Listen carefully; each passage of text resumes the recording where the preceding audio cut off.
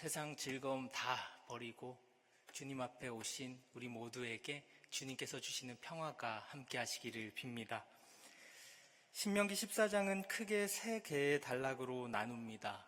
1에서 2절과 3에서 21절, 22에서 29절의 말씀입니다. 이 세 단락은 얼핏 보면 크게 연관이 없는 것처럼 보입니다. 그러나 3에서 21절을 중심으로 이 세 개의 단락은 서로 공통된 주제를 공유하며 엮어져 있음을 볼 수 있습니다. 먼저 1에서 2절의 주제는 죽은 이에 대한 애도와 관련된 말씀입니다. 죽음이 그 주제의 중심에 있습니다. 3에서 21절은 두 개의 주제를 다룹니다. 이스라엘 백성이 먹을 수 있는 음식에 대한 것과 죽은 동물의 사체에 대한 접근법입니다. 그러니 이 본문은 죽음 그리고 음식에 대한 규정을 말하고 있습니다. 마지막으로 22에서 29절은 소출의 11조에 대한 내용입니다. 이 구절은 하나님께 드리는 11조에 대한 것을 다루지만 동시에 함께 먹는 음식에 관한 것입니다. 그러니 아무런 연관이 없는 것 같아 보이는 이 14장의 규례는 이 3에서 21절을 중심으로 죽음 그리고 음식이라는 큰 두 개의 주제로 앞뒤로 엮어져 있음을 우리가 알 수 있는 것입니다. 그리고 그 시작은 이렇게 되어 있습니다. 신명기 14장 1절의 말씀입니다. 당신들은 주 당신들의 하나님의 자녀이니 죽은 사람을 애도할 때에 몸에 상처를 내거나 앞머리를 밀어서는 안 됩니다. 지금 읽은 이 세 번역 성경의 번역은 하나님의 자녀라는 문장과 몸에 상처를 내지 말라는 문장을 이어서 번역해 놓고 있습니다. 하나님의 자녀이기에 우리가 하지 말아야 할 것은 몸에 상처를 내거나 앞머리를 미는 일입니다. 그러나 공동 번역은 이것을 구분해서 해석합니다. 제가 읽어드리겠습니다. 이렇습니다. 너희는 너희 하느님 야훼의 자녀이다. 사람이 죽었다고 해서 몸에 상처를 내거나 앞머리를 밀지 말라. 공동 번역은 이처럼 하나님의 자녀다라는 선언과 그 뒤에 나오는 문장을 구분합니다. 이는 당신들이 하나님의 자녀라는 사실이 14장 1절에만 해당되는 내용이 아니라 14장 전체를 묶어주는 중심 주제임을 말해주고 있는 것입니다. 결국 14장이 말하고자 하는 주제는 분명합니다. 너희는 하나님의 자녀이니 하나님의 규례를 지켜야 한다는 것입니다. 그런데 자녀라고 번역한 바님이라는 단어는 정확히 직역하자면 아들들입니다. 신명기에서 하나님과 이스라엘을 아버지와 아들의 관계로 묘사하는 것은 이번에만 나오는 것이 아닙니다. 1장 31절에서는 이런 말씀이 있습니다. 또한 당신들은 주 당신들의 하나님이 마치 아버지가 아들을 돌보는 것과 같이 당신들이 이곳에 이를 때까지 걸어온 그 모든 길에서 줄곧 당신들을 돌보아 주시는 것을 광야에서 직접 보았소. 또한 8장 5절도 이렇게 되어 있습니다. 당신들은 사람이 자기 자녀를 훈련시키듯이 주 당신들의 하나님도 당신들을 훈련시키신다는 것을 마음속에 새겨 두십시오. 8장 5절에서 번역된 자녀도 직역하면 아들이라고 번역할 수 있습니다. 제가 굳이 이 앞선 본문들의 원 의미를 말씀드리는 이유는 이 단어가 남성인 아들만을 의미한다는 것을 말하고 싶어서가 아닙니다. 오히려 이 원어를 말씀드리는 것은 이 원어를 볼 때 그 의미가 더욱 분명해지기 때문입니다.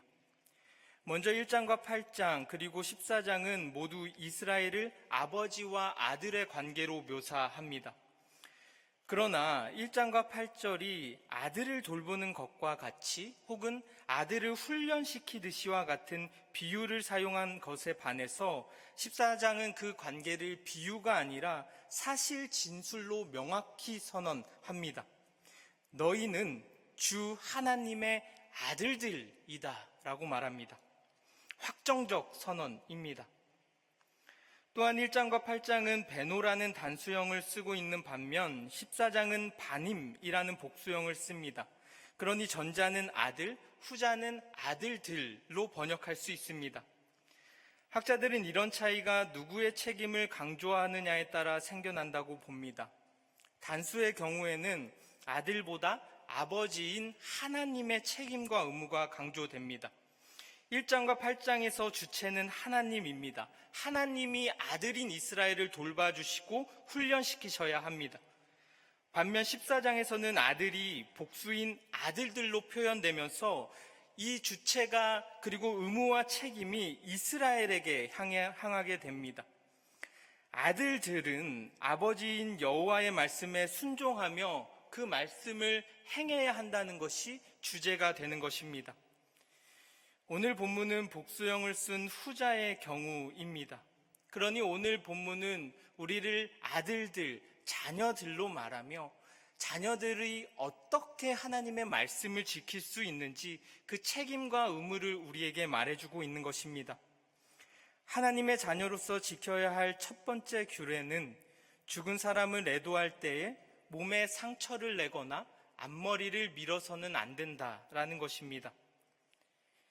죽음을 애도하기 위해 몸에서 피가 날 때까지 스스로 상처를 내는 일은 세계 여러 문화권에서 발견되는 현상입니다. 그렇다면 왜 이들은 죽음을 애도하면서 자신의 몸을 자해하는 이러한 일들을 행했을까요? 학자마다 의견은 조금 다르지만 우리는 그 주요 의견을 3가지 정도로 정리해 볼 수 있습니다. 하나는 죽은 자를 위해서 이런 일을 행했다라는 의견입니다. 피와 머리카락을 제물로 바치면 이 힘이 저 죽은 곳에 있는 자에게 전달되어서 그 세상에서 죽은 자가 왕성하게 활동할 수 있는 에너지가 될 수 있을 거라고 생각했다고 합니다. 그래서 그들은 자신의 몸을 자해해서 피를 내고 앞머리를 잘랐다라는 해석입니다. 두 번째는 산자들을 향한 죽은 자들의 시기와 질투를 달래주기 위해서라는 해석입니다. 산자들이 그들의 죽음을 이렇게 크게 애도하고 슬퍼하면 시기와 질투를 거두어 주어서 해를 주지 않을 것이라고 생각했던 겁니다.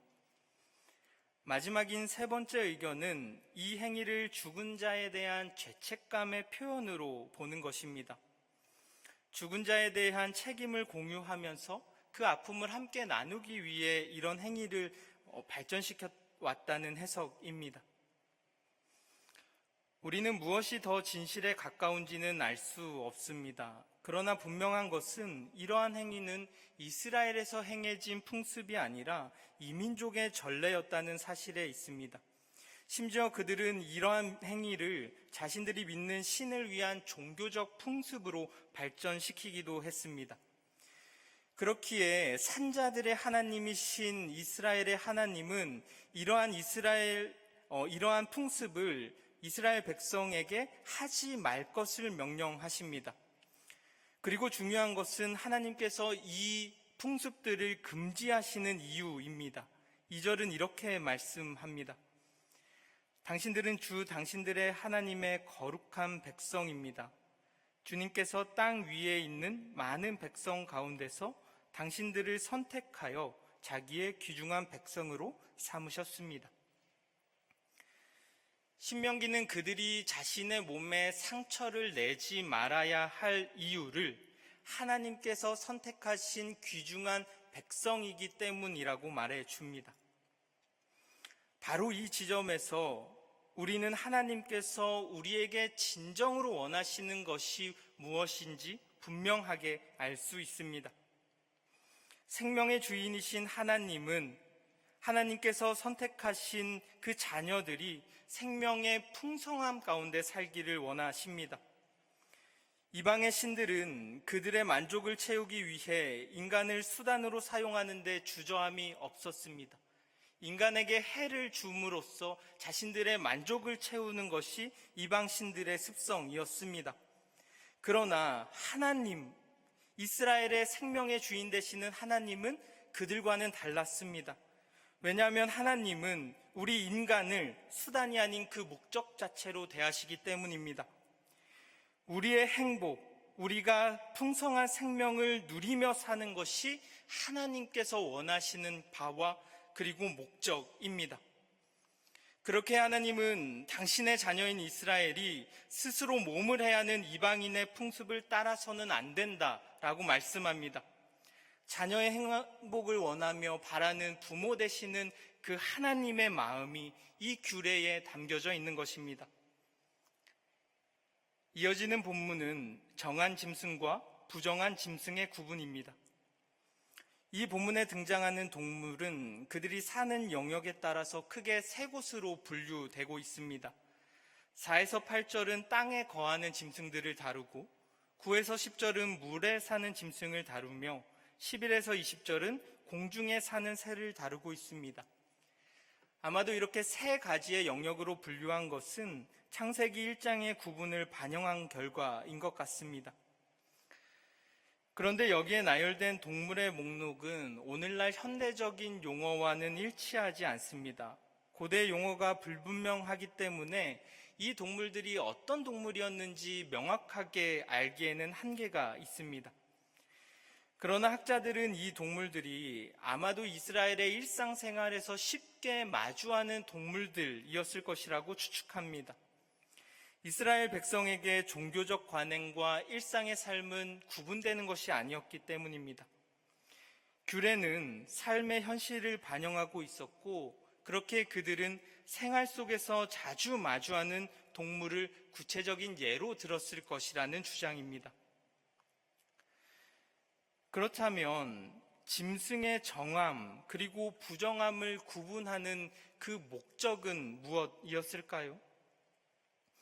또 짐승들은 어떤 기준과 원리에 따라 정함과 부정함이 구분되고 있는 것일까요? 일부의 학자들은 정하고 부정함을 구분하는 것에는 특별한 논리나 원칙이 없다라고 주장합니다. 이들은 논리나 원칙이 아니라 단지 하나님의 선택에 의해 부정한 동물, 정한 동물로 구분되었다라고 주장합니다. 왜냐하면 이 본문에서 부정함과 정함을 나누는 이 구분에는 그리고 기준에는 동일한 패턴을 찾기가 매우 어렵기 때문입니다. 그러나 이런 어려움에도 불구하고 이러한 구분에 논리와 원칙이 존재한다고 주장해온 학자들도 있습니다. 첫 번째는 필로라는 학자의 입장입니다. 그는 이러한 금지 명령이 욕망의 억제와 관련되어 있다라고 주장합니다. 지나치게 많고 다양한 것을 먹지 않도록 제한하여서 자신의 욕망을 자제하도록 가르치기 위해서 먹지 못할 것들, 일종의 부정한 것들을 이렇게 구분해 주었다라는 것입니다. 그렇게 이러한 욕망의 자제를 강조하는 해석은 금욕주의적인 성향으로 이어져 왔습니다. 두 번째는 음식의 섭취가 영과 육의 신비로운 결합 때문이라는 해석입니다. 이 해설을 따르는 사람들은 사람이 부정한 짐승을 먹으면 그의 영혼도 함께 오염된다라고 생각해 왔습니다. 그래서 그들은 부정한 짐승들의 선정 기준을 이방의 종교와 연관지어서 생각합니다. 이방 종교에서 숭배되거나 예물로 바쳐진 동물이 부정한 동물로 선정되고 있다라는 해석입니다. 그들이 이러한 해석에 근거로 두는 단어는 3장에서 말되어지고 있는 부정한 것이라고 해석되어진 토에바라는 단어입니다. 토에바는 가증한 것을 의미하는 단어인데 신명기에서 이 단어는 우상 숭배를 말할 때에 함께 사용되어지곤 했습니다. 대표적인 본문이 7장 25절, 12장 31절, 13장 14절입니다. 그중 하나의 본문인 7장 25절을 보면 이렇게 되어 있습니다. 당신들은 그들의 신상을 불살라 버리고 그 위에 입힌 금이나 은을 탐내지 말며 빼앗지도 마십시오. 그것 때문에 당신들이 올가미에 걸릴까 두렵습니다. 그런 행위는 주 당신들의 하나님이 미워하시는 것입니다. 25절은 우상의 신상을 불사를 것을 명합니다. 그리고 신상의 금이나 은을 탐내는 이 행위가 하나님께서 미워하시는 것이다 라고 말합니다. 여기서 미워하시는 이라고 번역된 단어가 바로 토에바입니다. 직역하면 가증한 것, 역겨운 것, 혐오스러운 것입니다. 이러한 해석자들은 부정한 동물은 이방 종교와 연관되어 있기에 부정하며 그렇게 이스라엘 백성은 이 동물로부터 멀리해야 했다고 주장합니다. 그러나 고대 제사들을 살펴보면 이스라엘만 소와 양 그리고 염소를 제물로 사용한 것은 아니었습니다. 만약 그들의 주장이 맞다면 소와 양 그리고 염소도 부정한 동물로 규정되었어야만 합니다. 그렇게 이 본문의 해석 또한 그렇게 신빙성이 있는 해석으로 여겨지진 않습니다. 세 번째는 사람의 위생과 건강에 근거한 것이라는 주장입니다. 짐승들 안에 서식하는 여러 가지 기생충과 병균들이 사람에게 치명적일 수 있었는데 그렇게 일부의 짐승을 금하고 있다라는 해석입니다. 그러나 병균과 기생충 감염의 위험은 부정한 짐승에게만 있는 것이 아닙니다. 이러한 위험은 정결한 짐승에게도 동일하게 존재합니다. 또한 당시에는 고기를 익혀 먹는 것이 일상화되어 있었다라고 합니다. 그러니 이 규정을 위생과 연관시켜서 해석하는 것은 설득력이 역시 떨어진다 볼 수 있습니다. 이처럼 정함과 부정함을 나누는 근거와 목적에 대한 다양한 해석들이 존재해 왔습니다. 그러나 어느 하나로 쉽게 설명할 수 없을 만큼 이 본문은 그 복잡성으로 인해서 그 근거와 목적을 쉽게 찾을 수 없었습니다. 그런데 오늘날에는 학자들의 노력을 통해 어느 정도 그 의견을 조금씩 모을 수 있는 해석들이 생기기 시작했습니다. 가장 공식력을 얻고 있는 주장은 메리 더글라스라는 학자와 밀그롬의 해석입니다. 더글라스는 정한 짐승과 부정한 짐승의 차이가 그 종이 속한 공통적인 성향을 공유하지 않거나 각기 다른 종을 정의하고 있는 이 구분들을 무너뜨리는 것이라 말합니다. 종에는 그 종을 묶을 수 있는 일정 부분의 동일한 기준들이 존재합니다. 이는 본문으로 보면 우리가 조금은 쉽게 이해할 수 있는데요. 예를 들면 물고기는 지느러미와 비늘이 있어야 합니다. 이 기준이 물고기와 물고기가 아닌 것을 구분하게 해줍니다. 그러나 물에 사는 것들 중에는 이 지느러미와 비늘이 없는 특이한 형태의 것들도 존재합니다. 예를 들면 장어와 같은 비늘이 없는 것들이 물에 살기 때문입니다. 이처럼 더글라스는 종을 구분해주는 기준이 있는데 이 기준의 범주 안에 들어오지 않고 이 구분들을 무너뜨리는 것들이 부정한 것이 되었다라고 해석합니다. 순수와 오염이라는 저서에서 더글라스는 이렇게 말합니다.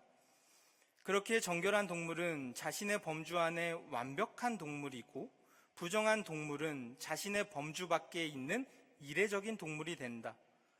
목축 민족에게 중요했던 발굽이 갈라지고 대샘기지라는 유제류는 육지 동물 범주의 기준이 된다. 두 다리를 가지고 날개로 나는 생물이 하늘 동물 범주의 기준이 된다. 비늘이 있고 지느러미를 통해 헤엄치는 생물이 바다 동물 범주의 기준이 된다. 이에 벗어나거나 애매한 동물은 모두 부정하게 되고 기피의 대상이 된다. 더글라스는 이스라엘이 순수성이라는 것을 하나님의 거룩한 질서와 연관시켜서 그것을 지키기 위해 이러한 구분을 만들어내고 그것을 지켰다라고 해석합니다. 그러나 저는 이러한 해석에 동의하면서도 이러한 해석의 위험성을 지우지는 못하겠습니다. 왜냐하면 이 해석은 다양한 차이를 차별의 근거로 사용할 위험이 있기 때문입니다.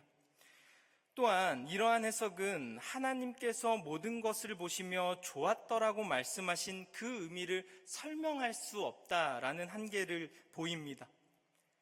그래서 제가 마지막으로 찾은 학자의 주장은 밀그롬이라는 학자의 주장입니다. 그는 정결한 짐승과 부정한 짐승과의 구분이 성경에 등장하고 있는 언약들의 형성과 비슷한 전개로서 비슷한 유형으로서 전개된다고 우리에게 말해 줍니다. 성경의 언약을 보면 그 범위와 대상이 점차씩 조금씩 줄어들고 있는 것을 우리가 확인할 수 있습니다. 하나님은 맨 처음 노아와 언약을 맺으실 때에는 그 언약의 대상을 온 인류라고 말씀합니다. 그러나 이후에는 많은 민족들 중 그 언약의 대상이 이스라엘에게로 좁혀지게 됩니다. 또한 이후에는 그 범주가 더 좁혀져서 이스라엘 중에서도 제사장들과의 언약이 생겨나게 됩니다. 밀그롬은 이러한 동일한 형식으로 음식의 범주도 좁혀졌을 거라고 말합니다. 처음에 온 인류에게 주어진 것은 피만 제외한 모든 고기였습니다. 그러나 그 이후에는 이스라엘이 먹을 수 있는 짐승이 몇 가지로 제한되기 시작됩니다. 또한 이 이후에 짐승의 범위는 제사와 관련되어서 다시 줄어들게 됩니다. 짐승들 중에서 오직 가축들만 제물로 드릴 수 있는 규정이 생기는 것입니다. 밀그롬에 의하면 정결과 부정한 짐승의 구분은 다른 이유에서가 아니라 이스라엘이 세상 여러 민족들로부터 구분된 원리에 기인하고 있습니다. 이렇게 이스라엘은 구분된 음식을 먹음으로써 자신들이 하나님께 선택된 특수한 민족임을 기억하며 이 행위를 통해서 그것을 되살리고 있었다라는 것입니다. 그러니 여기에서 중요한 것은 그 짐승이 정말로 정하냐 부정하냐라는 것이 아닙니다. 이 의식은 이스라엘 백성의 정체성과 연관되어 있습니다. 그들은 성탄된 백성의 정체성을 기억하며 지키기 위해 음식의 규례를 만들고 이 음식의 규례를 통함으로써 자신들이 선택된 백성임을 기억해낸 것입니다. 그래서일까요? 이스라엘 백성은 이러한 규례를 이방인들에게는 강요하지 않습니다. 21절을 보면 이렇게 되어 있습니다. 당신들은 주 당신들의 하나님의 거룩한 백성이므로 저절로 죽은 것을 먹어서는 안 됩니다. 그런 것은 당신들이 사는 성에 있는 나그네에게 먹으라고 주거나 이방 사람에게 파십시오. 이스라엘 백성은 이 음식 규례의 실천을 이방인에게는 강요하지 않습니다. 왜냐하면 그들은 자신들처럼 항상 정결을 유지할 필요가 없었던 사람이기 때문입니다. 또한 이 본문에서 재미있는 건 그들이 성에 있는 나그네라는 존재와 이방 사람을 구분하고 있다는 데 있습니다. 전자의 나그네는 게르라는 단어를 사용하는데 이는 이스라엘에 거류하고 있는 함께 사는 외국인을 의미합니다. 주로 게르는 고아와 과부와 함께 사회적 약자로 분류되며 그들의 보호 대상에 속했던 사람들입니다. 그러나 반면 후자의 이방인은 나크리라는 단어를 사용합니다. 이는 이스라엘에 잠시 온 외국인을 지칭합니다. 이들은 사업차 잠시 이스라엘에 머물러 있는 상대적으로 부유한 외국인들이었습니다. 그래서 성서는 게르와 나크리를 구분하며 게르에게는 돈을 받지 말 것을 요청하고 나크리에게는 돈을 받아도 된다라고 말합니다. 정리하자면 부정한 짐승과 정한 짐승의 구분은 그 대상의 정함과 부정함을 구분하는 것에 목적이 있지 않습니다. 단지 이 구분은 이스라엘의 정체성과 연관이 있습니다. 그들은 선택된 백성으로서 자신들의 정체성을 지키기 위해 이런 관습을 행했던 것입니다. 그래서 이스라엘 백성은 이 규례를 이방인에게 강요하지 않습니다. 또한 그렇게 예수께서는 이 의미를 더욱 급진적으로 해석하며 우리에게 이런 말씀을 들려주십니다. 마가복음서 7장 15에서 16절은 이렇습니다. 무엇이든지 사람 밖에서 사람 안으로 들어가는 것으로서 그 사람을 더럽히는 것은 아무것도 없다. 사람에게서 나오는 것이 그 사람을 더럽힌다. 예수께서는 외부에 존재하는 음식이 아니라 사람의 마음에서 나오고 있는 나쁜 생각이 사람을 더럽힌다라고 말합니다.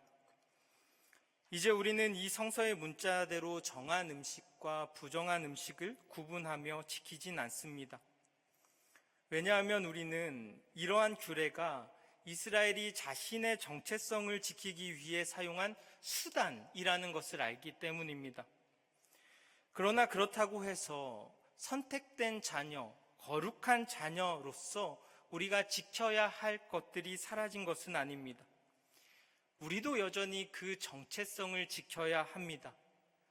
밖에 있는 부정한 것이 아니라 내 안에 있는 부정한 것을 다스림을 통해서 말입니다.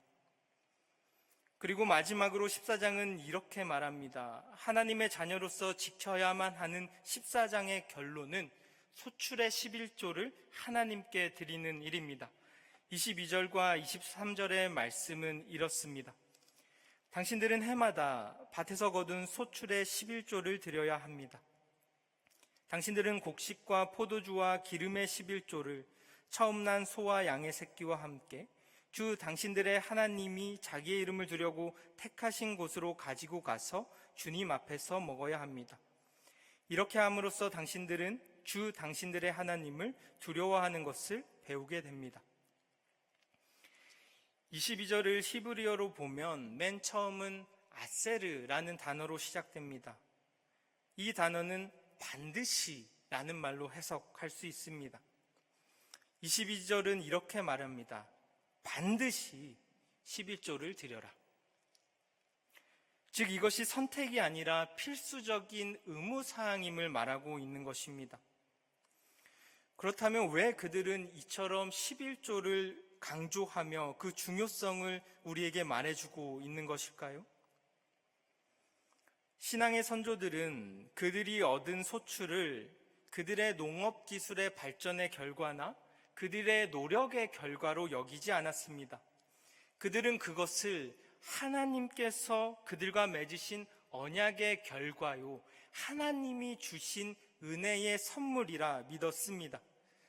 내가 얻어낸 그 결과인데 그것을 내 소유가 아니라 하나님께로서부터 온 것임을 고백했던 것입니다. 그런데 성서에서 11조를 규정하는 곳은 오늘 본문뿐 아니라 레위기 27장 30에서 34절과 민수기 18장 21에서 32절에서도 등장합니다. 그런데 새 규정은 이 11조에 대한 방식이 약간 서로 다르고 충돌되고 있음을 우리에게 보여줍니다. 먼저 오늘 본문과 달리 레위기는 11조를 어떻게 사용해야 한다라는 규정이 나타나지 않습니다. 또한 민수기의 본문을 보면 민수기는 11조를 전적으로 레위 사람들의 몫으로 사용해야 한다라고 말해줍니다. 그러니 오늘 본문과의 차이는 바로 여기에서 있습니다.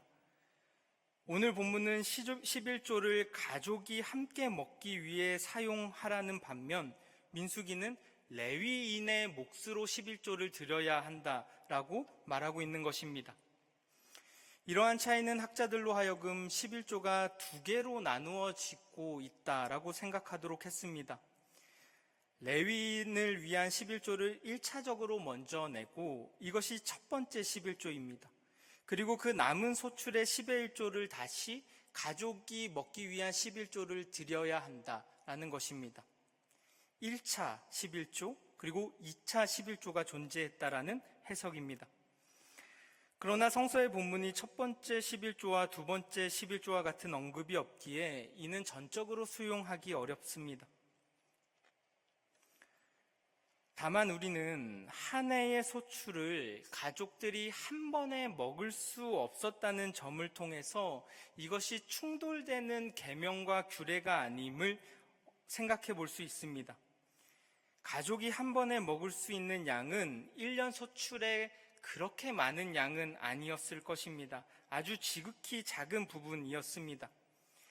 그러니 그들은 11조를 드리며 일정 부분은 가족과 함께 먹었을 것이고 그 남은 양을 레위인을 위한 것으로 사용했을 것입니다. 온 가족이 성소를 방문하여 그 앞에서 소출을 먹는 일은 하나님과 예배에 대한 좋은 교육의 수단이었을 것입니다. 그들은 이러한 행위를 통해서 자신이 먹고 있는 이 소출이 하나님께로부터 온 것을 확인할 수 있었고 그들의 몸에 깊이 새길 수 있었을 것입니다. 그리고 남은 양은 자연스럽게 성소의 유지, 즉 레위인과 제사장을 위해 드리며 이것이 그들을 위해 사용됨을 눈으로 확인할 수 있었을 것입니다. 그러니 레위와 민수기는 서로 충돌하는 다른 11조 사용법을 말하고 있는 것이 아닙니다. 그래서일까요? 21절은 우리에게 이런 말을 들려줍니다. 그러나 성 안에서 당신들과 함께 사는 레위 사람은 유산도 없고 차지할 목도 없는 사람들이니 그들을 저버리지 않도록 하십시오. 신명기도 11조의 목적을 이처럼 분명히 합니다. 레위 사람을 위해 사용해야 한다는 것입니다. 그런데 본문은 3년 중에 2년은 이러한 형태로 11조를 지키라고 규정하면서 그러나 3년째 되는 해에는 그 형식을 변경해야 한다라고 요구합니다. 28절과 29절의 말씀은 이렇습니다. 함께 읽었으면 좋겠습니다. 28절과 29절의 말씀입니다. 당신들은 매 3년 끝에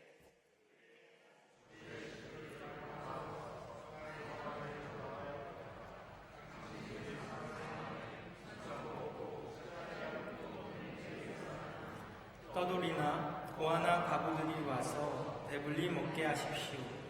그러면 주 당신들의 하나님은 복을 내려 주실 것입니다. 아멘.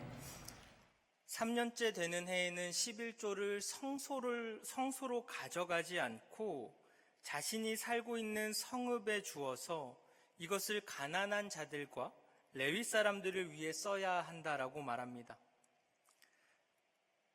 이처럼 11조가 3년의 주기로 반복되어서 행해지는 것은 7년째 되는 해가 안식년이기 때문에 그렇습니다. 안식년에는 백성들의 수확이 있을 수 없었고 당연히 드릴 11조도 없었을 것입니다.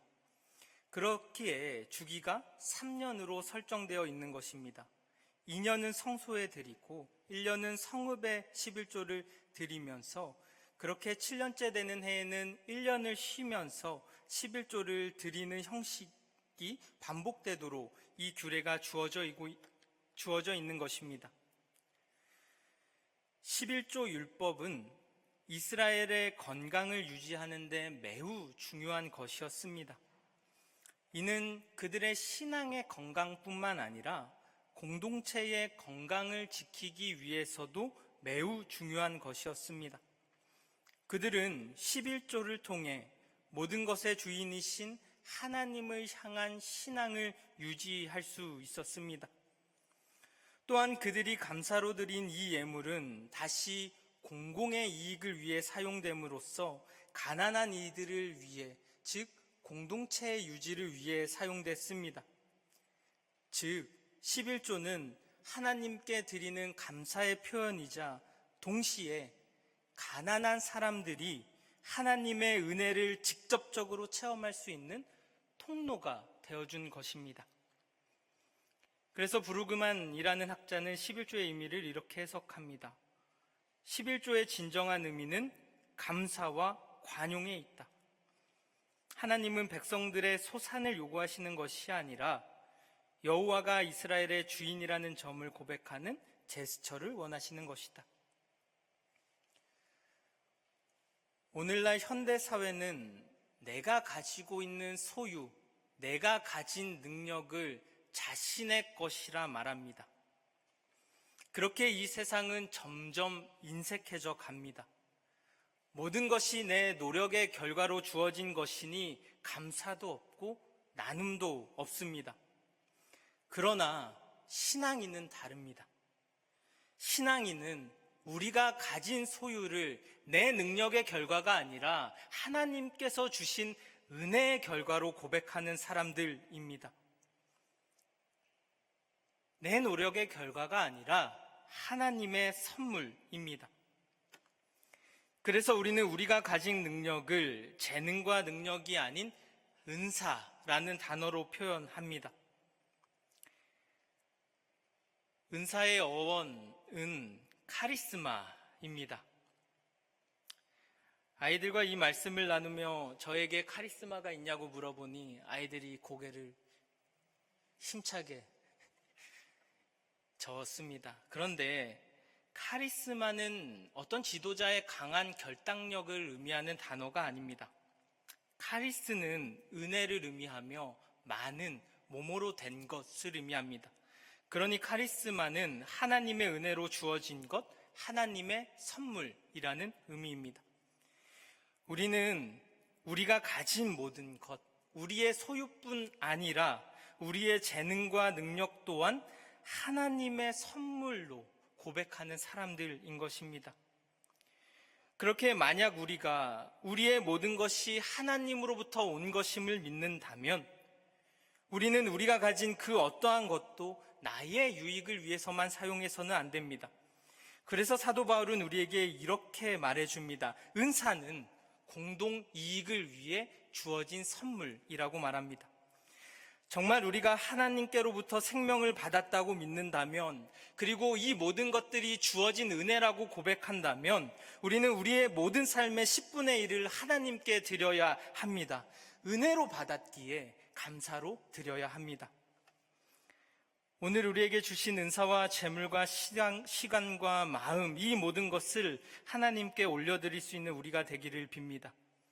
하나님은 우리가 드린 모든 것을 기쁘게 받으시고 이 땅의 공평과 기쁨을 이루는 씨앗으로 사용하실 것입니다. 주신 말씀 마음에 새기며 잠시 침묵으로 기도하겠습니다.